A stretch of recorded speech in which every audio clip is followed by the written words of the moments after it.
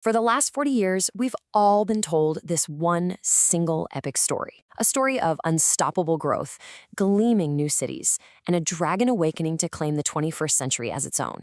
It felt, well, it felt inevitable. Yeah, we were told the future was all about Beijing. We worried about their booming economy, their modern military, their cutting-edge technology just crushing the West. But here's the thing. While we were all staring up at this rising dragon, nobody noticed the termites eating away at the very foundation. And it all kicks off with just one number. Look at this. This isn't some wild guess or, a political spin. It's just cold, hard math. In 2023, China's population didn't grow. It actually shrank by over 2 million people. The engine that powered the entire Chinese miracle is officially breaking down. And that one number, it forces us to ask this really terrifying question. What if we've been getting it all wrong? What if the world has been preparing for the wrong kind of threat entirely? What if the real danger isn't some confident rising superpower, but a wounded one that knows its best days are already in the rearview mirror? So here's what we're going to do. We're going to break down this slow-motion car crash of a superpower. First, we'll look at the cracking foundation, its people. Then the financial time bomb it created. After that, the generation that's just giving up. And finally, why a cornered dragon is the most dangerous animal of all. All right, let's dive into the first piece of the puzzle. And this is, well, it's the mother of all their problems. And I want to be clear, this has nothing to do with politics. It's just cold, hard biological math set in motion decades ago by the one-child policy. By forcibly stopping an entire generation from being born, the party created this. The 4-to-1 nightmare. Just try to put yourself in this position for a second. Imagine you're that one kid at the very bottom. You, alone, are the entire financial safety net for your 2 parents and your 4 grandparents. I mean, can you imagine that weight? It's completely unbearable. And believe it or not, it actually gets darker. Because of a cultural preference for boys, China now has a surplus of 30 million men. They call them bare branches, basically biological dead ends who will never get married, never have a family. And what you get is this incredibly volatile class of millions of frustrated guys with absolutely no stake in the future. And if you look at history, well, that's a recipe for war. Okay, so you have this demographic time bomb, and that leads directly to an economic one. It's simple, right? A shrinking population means fewer people to buy stuff. And for decades, the one thing everybody in China was buying was property. And in doing so, they created the single biggest asset bubble in all of human history. I mean, just look at this chart. It's insane. At its peak, China's property market was worth $52 trillion. Let me put that in perspective for you. That is bigger than the entire U.S. stock market, the U.S. bond market, and the U.S. real estate market, all combined. It was basically a giant Ponzi scheme that looked like a construction boom. And now, the music has officially stopped. And this is where you really see the devastating human cost. For decades, the deal was simple, right? The party gets to stay in power, and in return, your apartment's value always goes up. That was the promise.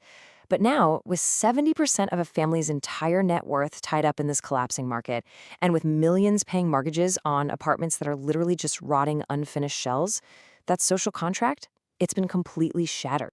So let's go back to being that young person for a second. You're watching your family's life savings literally rot inside a concrete shell. You look around, you see absolutely no future for yourself. What do? Well, you quit.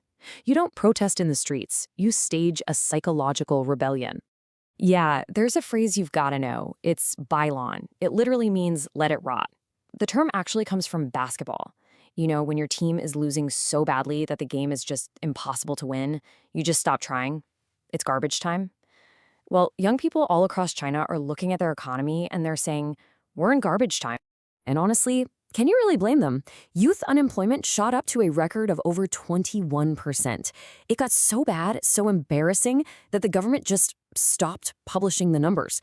They literally tried to hide it. Think about that. You can't possibly build a global superpower when your best and your brightest have decided to just let it rot. And the government's response to all this? Oh, it was tone deaf on an absolutely historic scale. Xi Jinping actually told an entire generation of digital natives who are facing total economic collapse that they need to eat bitterness, to just endure the hardship, just like his generation did back in the 1960s. The message couldn't have been clearer. The system is not going to help you. You're on your own. And all of this, it brings us to the final and frankly the most dangerous domino in the whole chain. Because history teaches us a really bloody lesson.